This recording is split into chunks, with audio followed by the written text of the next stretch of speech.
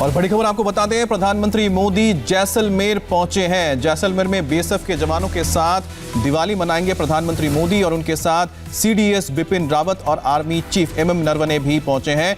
और बता दें, प्रधानमंत्री मोदी लगातार जब से वो प्रधानमंत्री पद पर नियुक्त हुए थे 2014 में, उसके बाद से हर साल वो किसी न किसी जगह जाते रहे। लेकिन पहली बार ऐसा हुआ उनके कार्यकाल में जब वो अपनी दिवाली मनाने के लिए वेस्टर्न फ्रंट यानी कि पाकिस्तान के साथ सटे बॉर्डर पर गए हैं जैसलमेर में। जैसलमेर में बीएसएफ के अलावा जो आर्मी के इंस्टॉलेशन है उनके साथ भी प्रधानमंत्री मोदी की मुलाकात होगी।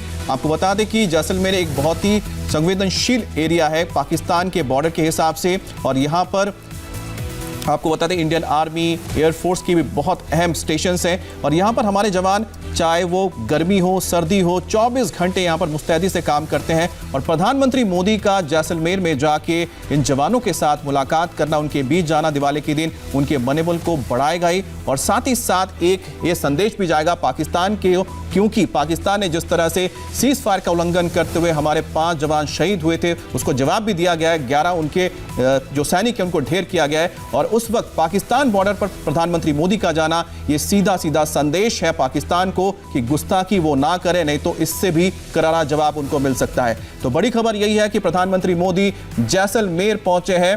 राजस्थान के साथ लगे इस खास इलाके में भारतीय सेना, भारतीय वायुसेना के बहुत अहम यहाँ पर एयरबेसेस हैं, स्टेशन हैं जो 24 घंटे निगरानी रखते हैं। इस इलाके में बीएसएफ की एक बहुत बड़ी तादाद में यहाँ पर तैनाती है जो पूरे वेस्टर्न फ्रंट के बॉर्डर को निगरानी करते हैं।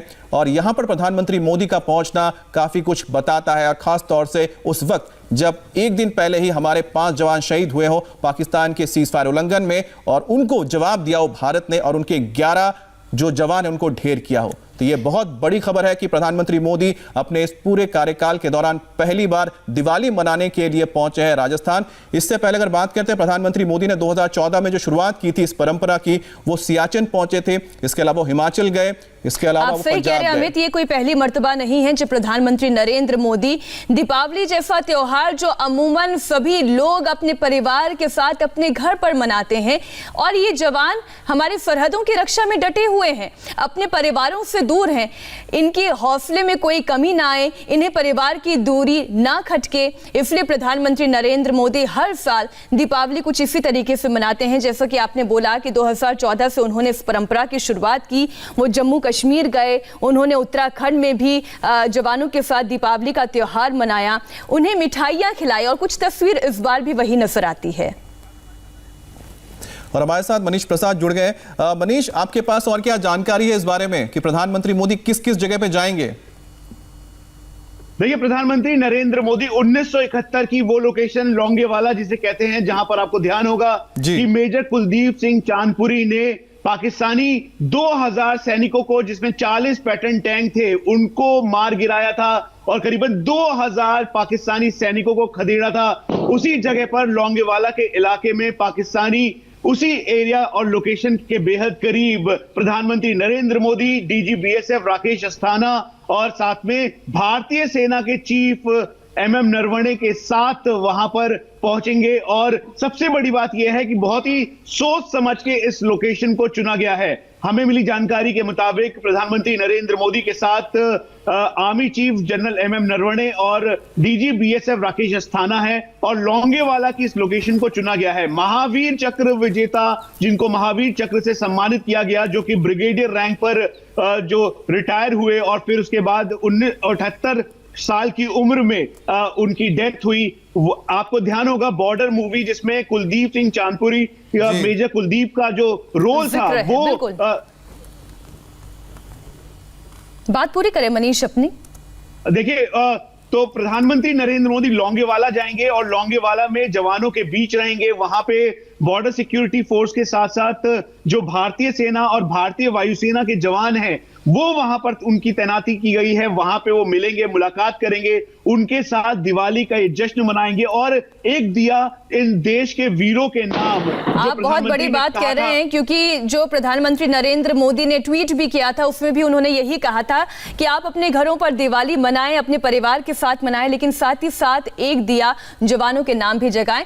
अच्छा, आप क्योंकि लोंगेवाला का जिक्र कर रहे हैं और आपने फिल्म की भी याद दिला दी है, तो हमने देखा एक मंदिर भी वहां पर है जो बहुत बहुत प्रसिद्ध मंदिर है जो हर तरीके की गोलाबारी में भी वहां पर मजबूत सशक्त खड़ा रहा, उसे एक आंच तक नहीं आई। तो क्या प्रधानमंत्री नरेंद्र मोदी उस मंदिर भी जा सकते हैं? उनके कार्यक्रम के बारे में और ब्यौरा दें।